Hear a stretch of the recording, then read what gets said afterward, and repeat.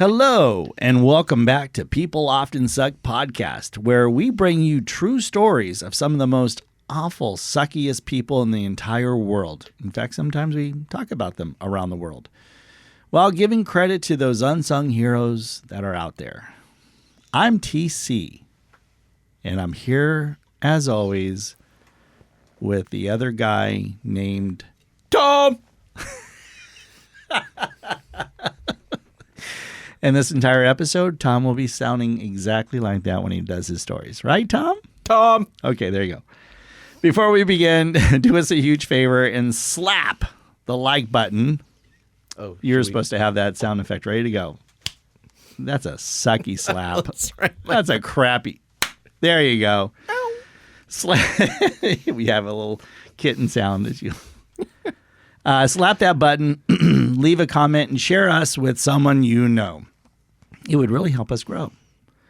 To grow into a big, young, strapping young man. What? Sorry. I'm taking him from Pinocchio. One day we'll grow up to become real boys. Anyhow, also follow us on Facebook, Instagram, and X for updates on future episodes. By the way, we also share the images of our stories on there. So if you want to go see what these POSs look like, or even our unsung heroes, go on our social media so you can actually see the pictures of them. It's exactly what you think they look like. Yeah, without a doubt. And you might just actually find a silly post, thanks to primarily Tom. I'm silly sometimes. You are. So I think it's time for us to jump in and get started. Are you ready, Tom? Let's do it. Are you sure you're ready? Are you questioning me? Well, I'm hoping that I get this name right. I was doing pretty good in the first, last two episodes, but this is going to be the tale of the Hinterkaifeck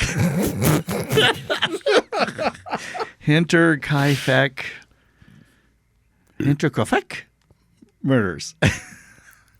Okay, let me see it. Give it. Can you see it? Oh, dude. Oh, don't even try to make fun of me because you can't even say it. I'm not even going to attempt to sound as stupid as you did. I'm offended by that, but You should be. That was supposed to be offensive. So this is an oldie. But a goodie? But a goodie. About a week before March 31st, 1922, farmer Andreas Gruber, so I can say that one. You did Gruber? that. Yeah, not Goober, but Gruber, noticed something strange in his farmstead known as Hinterkaifeck. Wait, where did this take place? It's a small German farm. Oh, I would have never guessed. So there you go. So it's weird and really kind of creepy. In fact, I'm in the creep mode at the moment because just recently I saw for the first time ever The Conjuring. Did you see it? The Conjuring? No. Wait, which one was that one? Well, the first one. Yeah. Which one was that one? It's where the family... Okay, so there's Annabelle the doll Yeah. that is possessed. Right. I'm going to kill you. Is that what it sounds like? No, it's I'm going to kill you or something like that. In the real story of The Conjuring, it was actually a Raggedy Ann doll.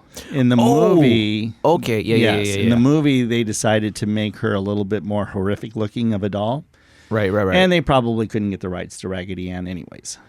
Yeah. So it's starts out with a doll doing some weird ass things, whatever, and then the famous investigating couple. We'll get back to the story, folks. The investigating couple that was famously had investigated the Amityville horrors. Yes. Okay. Yeah. Investigated this as well. So to answer your question, no, I did not see it. Don't see it. But I know of it. Yeah, don't see it. Oh. Yeah, the mom tries to kill the kid. Anyways. Oh, spoiler. Sorry, but she gets a little possessed. And not in a, you took a cookie out of the cookie jar. No, she's like, Wait, what was that from? You took a cookie from the cookie jar. Well, I think that's Mommy Dearest, isn't it? Okay. I don't know. Could be wrong on that one. I didn't see that one either. It's scary. I like to believe that moms are all pure and innocent and happy. So Yeah. So this Hinterkaifeck was a small German farm about 43 miles north of Munich. So the area around the farm is a relatively quiet and safe place. So Gruber never thought to reach out to anyone or to the police or anything like that about these footsteps. In fact, he just kind of shrugged it off. Now, the interesting thing about these footsteps is that they came from the forest in one direction, but there was no opposite direction. So it came from the forest to their house with no footsteps going away. Okay. Maybe They walked backwards in the same steps. Maybe they did. So there have been a number of strange occurrences on the farmstead that that would have given you some sort of indication that something's not right. But again, 1922, they don't have common murders and stuff like that back then, so they didn't really think much about it. Now, go about a year prior, 1921, and their family maid at the time quit. And rumors started to spread around in this small community that the maid quit because she started to hear odd noises in the attic. So she's like, I'm getting the heck out of there. But again, and so this was, in 1921. Now jump back to March of 1922. And Gruber found a newspaper from Munich on the farmstead. Now, what's interesting is that he had no memory of ever purchasing the paper. And he brushed it off yet again, thinking that, well, maybe the postman accidentally dropped off the newspaper to the farmstead. But it was eventually revealed that no one in the area subscribed to that newspaper. Okay. Again, warning signs. Are you going to maybe start asking around hey, there's some weird things going on? I mean, I don't know what I would do in that situation. The footsteps is a little creepy, but it's if, random newspaper showed up on my doorstep, I'm Well, what about this next part? Okay. So neighbors recalled that Gruber had complained of hearing footsteps in the attic as well. But when he went to investigate, he found nothing or no one. Okay. You should probably get the eerie poltergeist children's music ready to go here. See, at that point, I think it's time to just burn the house down and start anew. I love that one meme about I found a spider in the house, and the next one, he burned the house down. That's me. Yeah. So it's tainted. Yeah, exactly. So the Gruber family finally found a new maid. Yay! They got Maria Baumgartner, who arrived to the family farm on March 31st, 1921. It would be the last day that Maria's sister would see her and the family. Oh. Yeah. Because, they packed up and went on a worldwide vacation. Oh, awesome. Except that would be a lie. Oh. The next day on April 1st, a couple stopped by the farm, but did not find anything overly suspicious because the family didn't answer. But they kind of tended to keep to themselves. So the couple just kind of chalked it up to, well, sometimes they're friendly, sometimes they just want to be recluse and not really, come out and visit or anything like that. So they left. Days passed and the mail continued to pile up. Young Kazelia Gabriel had failed to show up to the school with no excuse from her parents. Now again, in 1922, schooling is taken very seriously, but she didn't show up. And, Mama didn't, call or send a note or anything like that.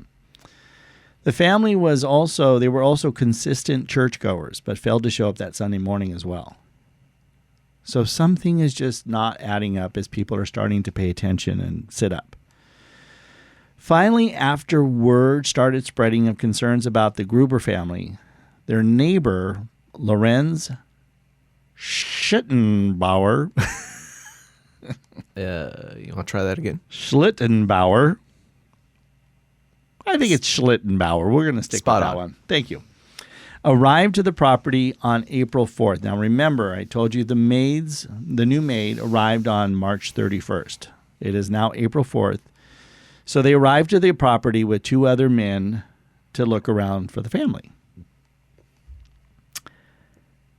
They found in a very eerily quiet farm, they just knew that something didn't sit right.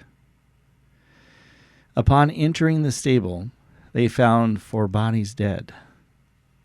In the hay were Andreas, his wife Kazilia, which the daughter's named after her, his daughter Victoria, and 7-year-old Kazilia.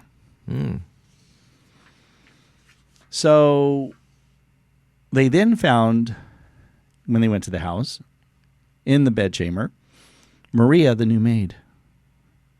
She just got there. She's dead. And the family's youngest member, Joseph. Wow. Now, here's the odd thing. This is an unsolved mystery to this day. Really? They do not know if it was one person. They don't know if it was a group of people. So the family that was in the stable, somehow they were led out to the barn where they were slaughtered with a pickaxe. Oh. Yeah.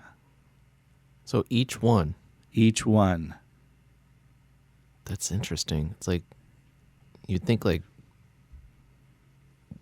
one gets pickaxed, the others would run.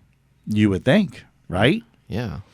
So some theories claim, now this is what's interesting. When I did the research on this, a name of Carl Gabriel came up. Now, I looked through the whole story and I'm like, where did Carl come from? Carl's not listed anywhere else in the story. So, but Carl, they say, actually didn't die. Then discovered the relationship between his wife and his father and killed the family in a fit of rage. But other stories that have been put out there replacing Carl with Victoria's possible lover,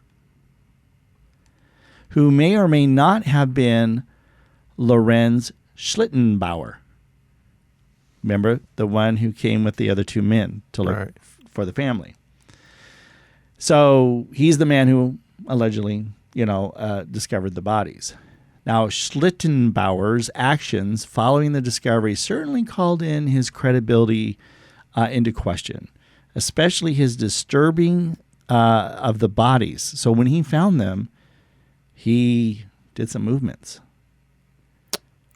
Oh, so when the investigators got there, that's not where they died. Correct. He had moved them. He had disturbed the crime scene. Now, all of them had died by pickaxe?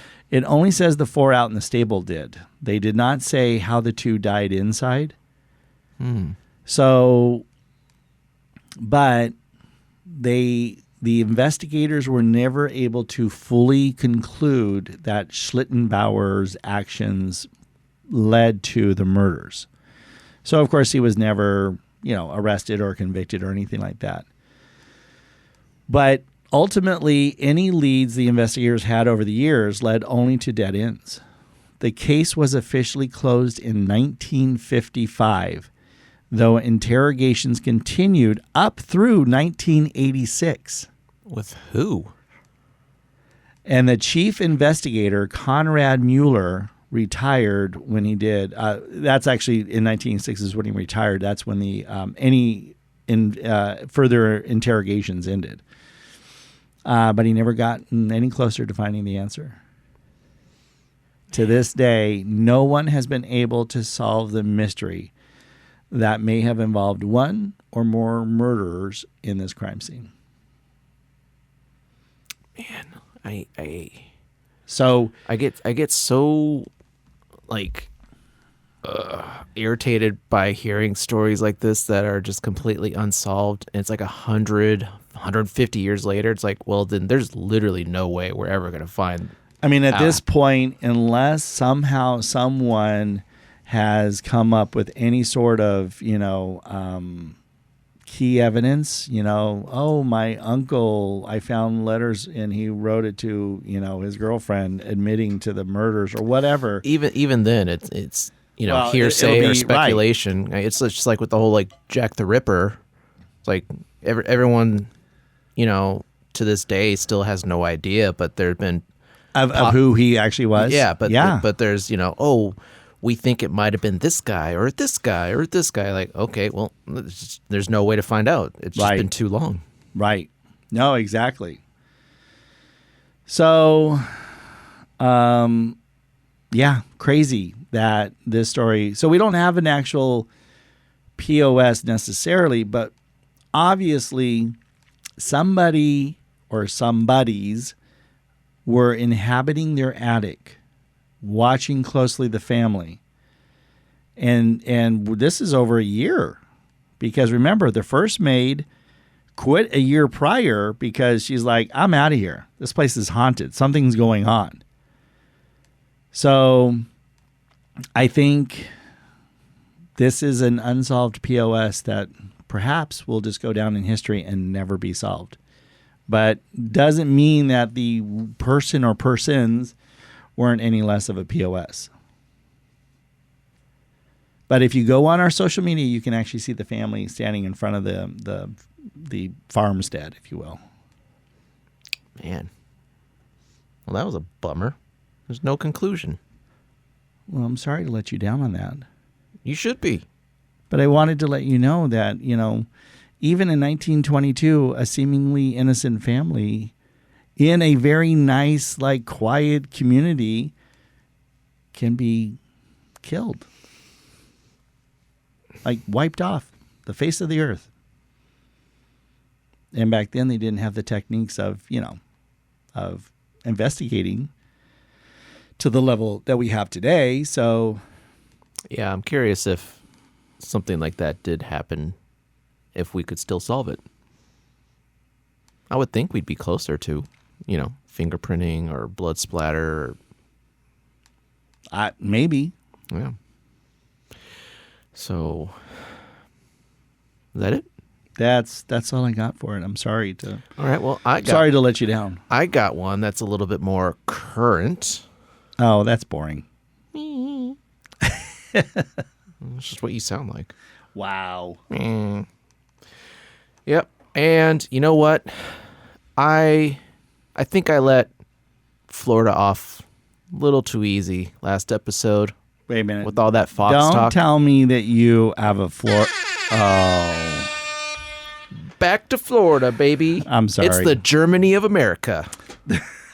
Wait a minute. I'm German, so shut up.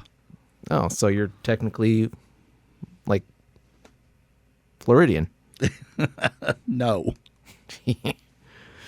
Well, this is 2019, November. A former Navy petty officer called the Jacksonville Sheriff's Office and reported her daughter was missing, sparking a massive search effort and investigation to finding Taylor Williams. As search efforts unfolded, however, prosecutors say that the mom became uncooperative with law enforcement and lied about several timeline facts regarding Taylor. The mom being Brianna Williams. Okay. Does that name sound familiar at all? Yeah, they do. The names sound a little familiar. I'm not necessarily knowing exactly from where. Yeah, so the investigation showed Brianna, just days before she reported Taylor missing, traveled up to a remote area of Alabama where she briefly stayed before returning to Jacksonville. Less than 1 week after Taylor's disappearance, the Demopolis Police Department of Alabama discovered human remains buried in a shallow grave in the same area that Brianna had stayed in. Okay. Forensics analysts confirmed them to be Taylor. Up in Alabama. Up in Alabama. Okay. Brianna Williams' defender asked the court for the minimum sentence of 20 and a half years, emphasizing that she was a first-time offender who served her country. So, Like, give me a break. I mean, on one hand, thank you for serving our country. But on the other hand, that doesn't give you the permission to go and kill someone. It doesn't get better once things start to unfold. Oh, unfold more, please. Mm-hmm. The judge, however, did not see it that way.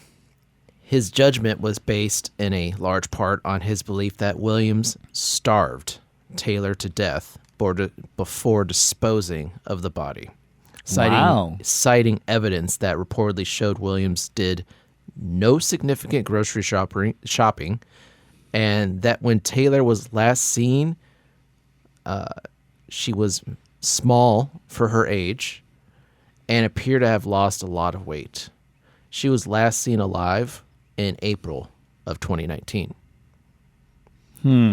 When Williams' home was searched by law enforcement officers, not law enforcement, comma. I wasn't going to say anything. I was going to let you slip on that one. No, I caught it. Okay. Searched by law enforcement officers, they found no evidence that a child even lived there. Yep. Save for a small bed. Yeah. So there's no toys, no little blankies. So how old was Taylor again? Oh my God. She was, I think, 8. I could be wrong. I can't remember. So no evidence. That's fine. I mean, She 8, might have been 10, she might have been whatever, 6. 6. Okay, but no evidence that a child was living there other than this. Maybe closer to 6. She was young. Okay. Unfortunately. The bed was reportedly covered in urine, feces, and maggots. Oh, God. Yeah. That's disgusting. Yeah, one of the closets in the apartment locked from the outside and had blood splatter on the inside walls and floors and smelled of putrid bodily waste and human decomposition. This is a horror movie. Yeah. So this mom, and I use that term loosely, would just leave her kid there, go off and do whatever, go to work, go party, just literally anything but be there for her daughter. I take back what I said in the last episode about moms. Now I feel really bad. Well, not all moms are awesome, unfortunately. As you're pointing out right now, you know what? I kind of going back to my story as a better story than yours so far. This has like real like Casey Anthony vibes, you know? Allegedly. No, some about Florida, man. Like they just the water. They don't want to take care of their kids apparently. Well, the single moms anyway. The single moms, yes. Yeah. Allegedly. But that is just horrific. So she would lock her kid up in a closet and left her there for however long. Who knows? Yeah. Who knows? In fact, one time she had gotten out looking for her mommy. Neighbors had come across her, and that's how it's like, wow, she looks really small for her age. But I guess at the time, nothing seemed too out of sorts. It's always interesting how after the fact, yeah, I know. You know, everyone, oh, he was a nice guy or this or that. And it's like, if just somebody would have questioned it and maybe called authorities to go in and take a look. Or child services. Yeah. Like, honestly, like it may not actually hurt to just have it investigated. Exactly. You know, they'll show up, nothing's wrong. Okay, Yeah. no big deal. But, you know, maybe had somebody called, they would have seen Right. this house of horrors, and Taylor could still be alive. Yeah. Maybe. This is just gruesome. Well, because of the nature that Taylor died, a definitive cause of death. I can't read my writing. Apparently not.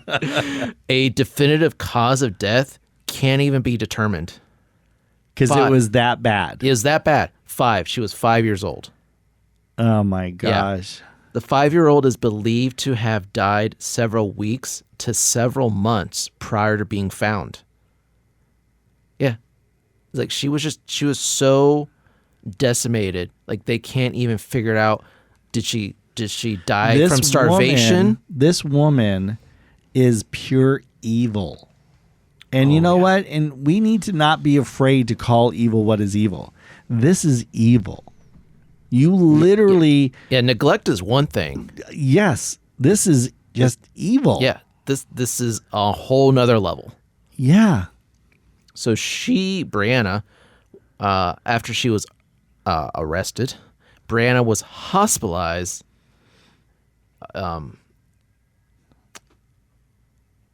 because she actually tried to kill herself by overdosing when she learned that her daughter's body had been found.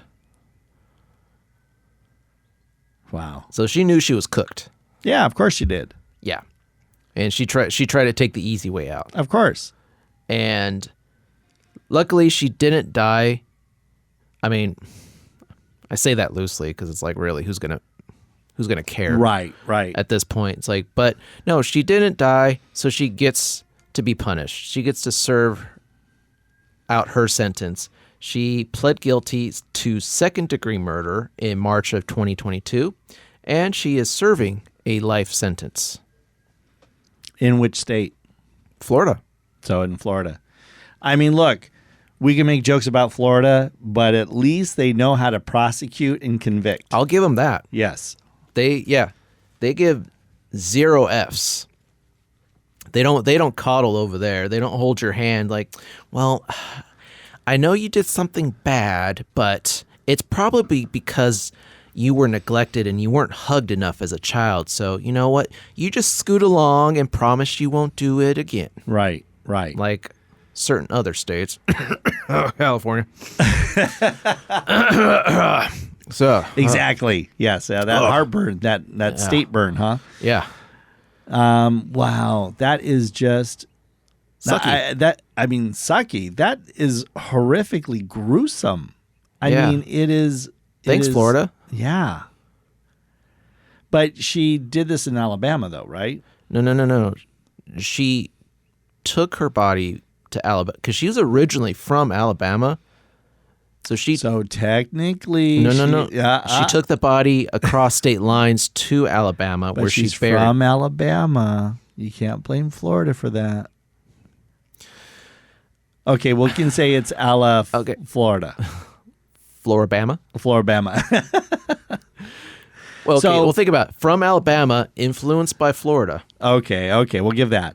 But did she take? So, if I'm correct me if I'm wrong. You're wrong. So, thank you. Damn it, I knew it. So she took the dead body over the state line. Yeah. So yeah, because when they searched her car, the child was dead in Florida. Yes, because when they searched her car, they did find trace evidence that there was a dead body in the trunk. Oh my gosh, she's evil. Yeah, I mean, pure evil. Yeah, little bit. Oh my gosh! But do you think that's from the Alabama in her, or do you think that's from the Floridian in her? That's that's good for a much bigger discussion as far as which one influenced more on that. I mean, there is the one famous Central Florida story of the single mother. Casey? Yeah. Of course. Allegedly. So we could, say that there is some influences of despicable, evil, mean behaviors from single mothers. Allegedly in the state of Florida.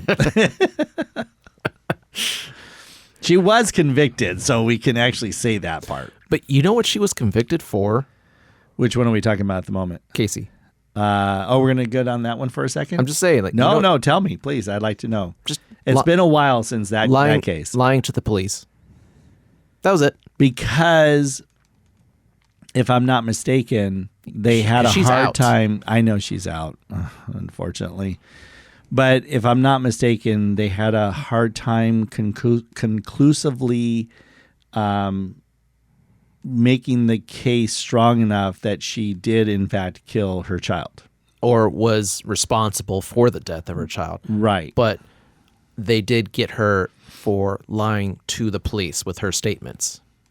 So, so that's why she served. They got her on a technicality as opposed to the true crime of who really killed the child. Mm-hmm. Yeah. Well, allegedly. That's why you have to follow it up with allegedly, because, well, she technically was not convicted of that crime. Yeah. Well, OJ allegedly killed, his ex-wife. Oh, he did not. Allegedly. He was found not guilty, so, obviously he didn't do it. He was convicted in a civil court. He was. Yeah. But if the glove doesn't fit, you gotta quit. I think it's acquit. Acquit. That's what I said. Sound like you said, you gotta quit. Well, you gotta quit too. Quit murdering people. Well, that is disgusting, disturbing, and horrific.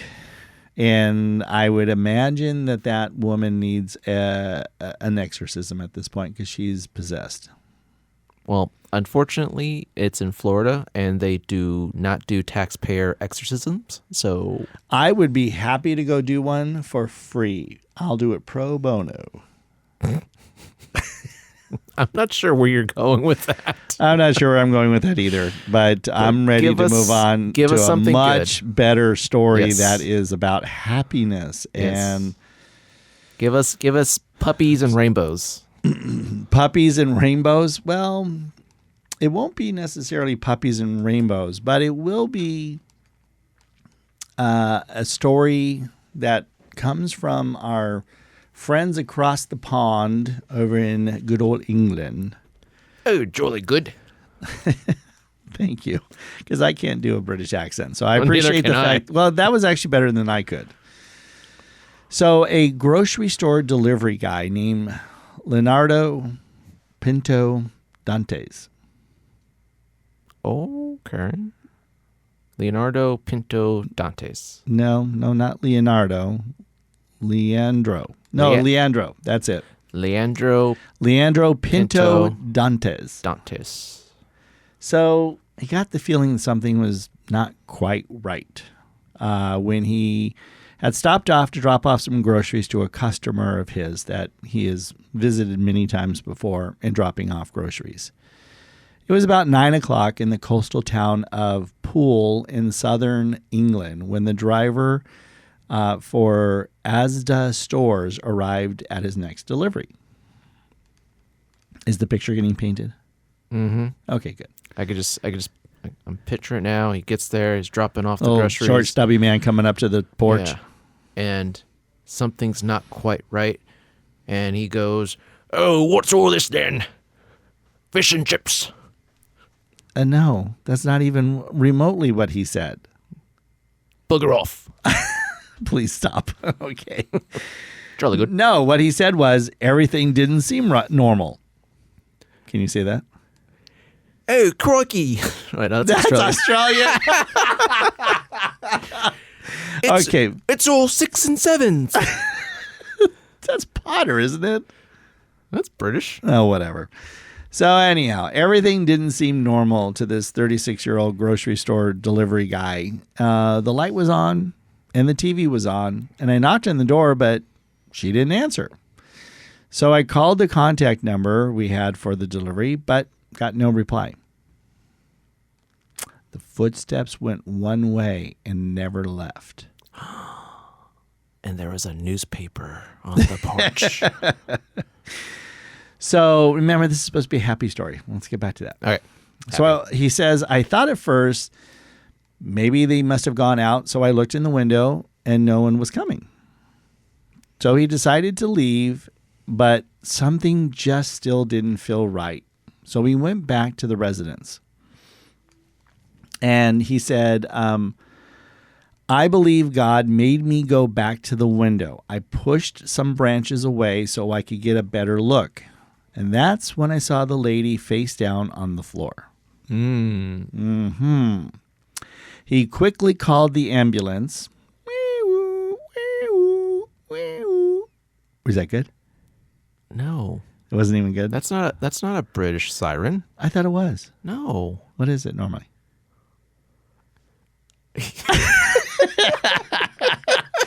I love setting that one up for you, and you couldn't even come up with anything. So, anyhow, he called for an ambulance, and paramedics were soon on the scene and gave the diabetic woman some glucose to raise her blood sugar. Leandro wasn't even scheduled to work that night, but he swapped shifts with another driver at the last minute. He says, I think it was fate that I was called there that day, Leandro says, as he was telling the news agency. I am just happy that I was there and saved her. While being examined by the emergency workers, Leandro put the lady's groceries away. Like, he just saved her life, and while they're checking her out, I'm going to go put her groceries away for her. He's really milking for a tip. Maybe he was just a really good Samaritan. How about that? Here's 2 pence, sonny. So, a few days later, he visited her home. He actually went back and visited her home to see how she was doing and brought her some flowers. Oh, Right. I mean, this is amazing. This woman who was in her 60s was taken to the hospital with a low blood pressure, but was discharged the next day. So she was so grateful to Leandro that she wrote a letter to the local newspaper, the Bournemouth Daily Echo, to thank him. The delivery driver has now been nominated for an Asda Service Superstar Award, which is, the grocery store. The store's online trading manager said he truly is a hero and went totally above and beyond, which is in turn probably saved the customer's life. And that's the guy right there. If you go on our social media, you'll get to see him. Right, yeah. What a good guy, right? What do you think about that? Would you have gone back? That's a good question. Would I? I mean, it's a regular. They're old. But, I mean, maybe I would just assume they're out, depending on the time of day. Which is a good question. If you don't really get to know, I guess, your customers on your route, then you wouldn't probably think that there was anything out of the ordinary of that. Right? Yeah. But what about you? Would you do it? I think that I am observant and caring enough in society, unlike you, that I probably would have known who she was and her regular norms, and I probably would have thought something was wrong too. You're trying to insult me, but I am not offended because I don't care. You don't care? This woman's life was saved. Oh, no, that's fine. Whatever, cool. But you wouldn't have gone back.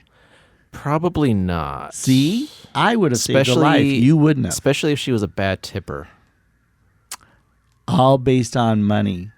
Did we not just have the conversation not long ago about POSs that just to try to make a buck, they, foxes and... Well, I can't buy groceries with good feelings. Okay? I need money to survive.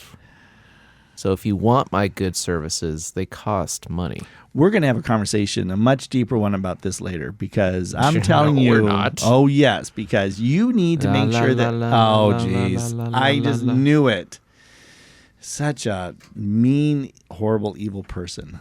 I'm not evil. Okay, you're not evil. You're not even really mean. Yeah. You're inconsiderate. Selfish. It just seems real harsh.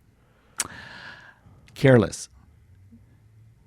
Well, careless makes me sound like I'm a klutz. How about a Floridian? Oh, come on. Is that too far? That's a little too far. I'm sorry. I apologize for doing that. Like I'm a Californian. I'm not sure that's much better. It's cooler. Maybe. It's less, douchey than being called a New Yorker. Well, we are in the states of fruits and nuts, so there you go. Yeah. Well, I hope you enjoyed that story of the nice Samaritan who saved that older lady's life. Yeah. You know what? And I'll admit it. I'm inspired. I am going to go rescue some old biddies. I'm going to check every window I come across to make sure that there are no face down old biddies. And you're going to become a POS story because of the creepy person peeping Tom in the windows of older people's front windows. Mm-hmm. Well, I mean, when you do it naked, it has a whole different... gosh.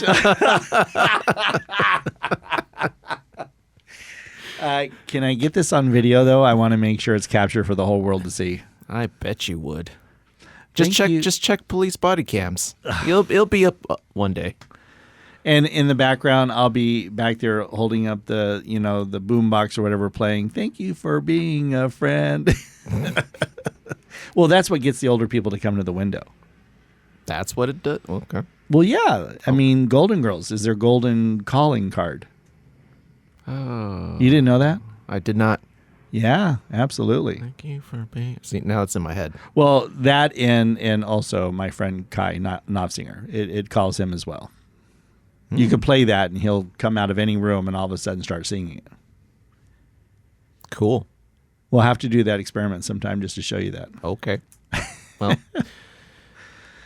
I think that's it for now. That's it. Yeah. Go for it. Yeah. So, I mean, if that's all we got, I guess we'll just end it here. I just got a little notification. I need a walk. Yeah, you do. Oh, yeah. So... as usual, we're recorded at the Kilroy Was Here recording studios, and everything you heard today was written by yours truly and the other truly. And I think TC probably just chat GPT'd the whole thing.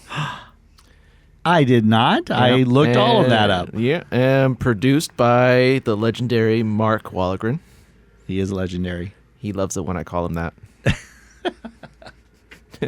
Well, thank you all for listening, sticking around, and laughing with us. And if there's a story you think we could maybe dig ourselves into, like, another horror story about no conjuring stories, please. You know what? In fact, yes. Find us some creepy, scary ghost stories, and perhaps maybe some awesome, non-POS stories that need highlighting. Maybe a local hero. And if you could share us with somebody you know, somebody you love, somebody you hate, let us into their hearts. Not sure where you were going with that, but okay. And right before you go, if you can please or there's a helicopter Apparently going by. There's police activity going on outside. They're coming for you, Tom, for peeping into people's windows naked. I didn't know it was against the law. Thank you for being a friend. Yeah, so just that alone should give us a like, right? Maybe some comments. And, I agree. And until next time, please, everybody, be good humans for F's sake.